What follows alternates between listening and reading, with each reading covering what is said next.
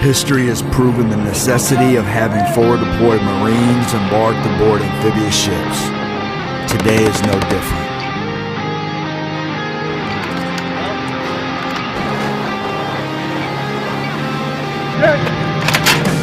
Back up!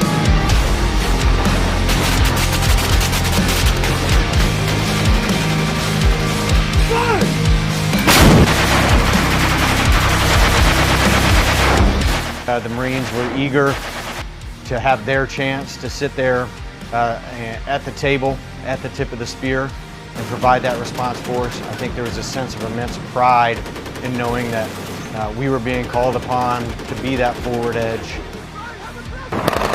The MEU, enabled by and coupled with the amphibious ships of the yard, remains the crown jewel as our nation's premier crisis response force.